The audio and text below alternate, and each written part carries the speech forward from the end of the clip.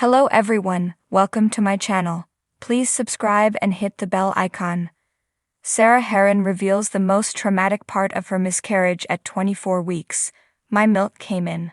The Bachelor alum opened up about the horrors of losing her son Oliver to miscarriage at 24 weeks, and says she wishes she'd given herself more time to grieve.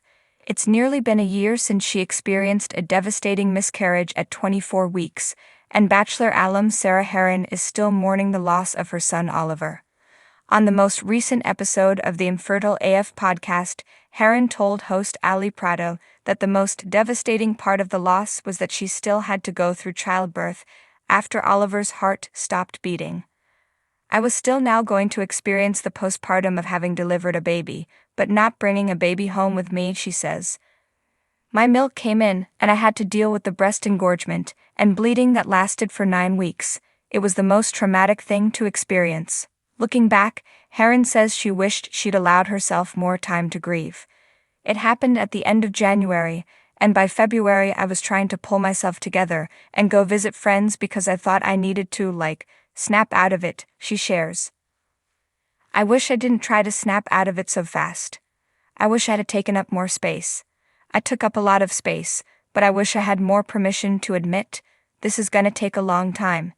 You don't have to snap out of it in February, you don't have to snap out of it by June. That's my only regret. I tried to be too fast.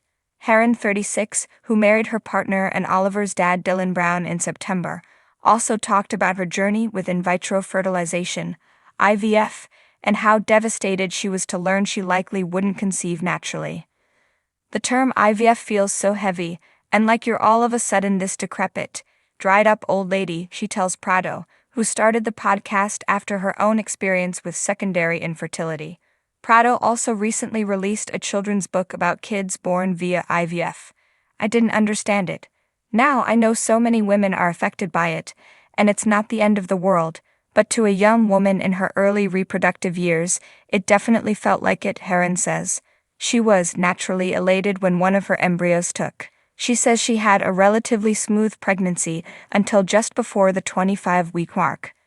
He was this perfect, grade A embryo with no chromosomal abnormalities, she says, of being completely shocked by the traumatic loss.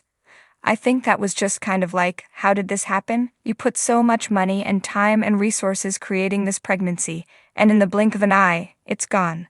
For more People news, make sure to sign up for our newsletter. Read the original article on People.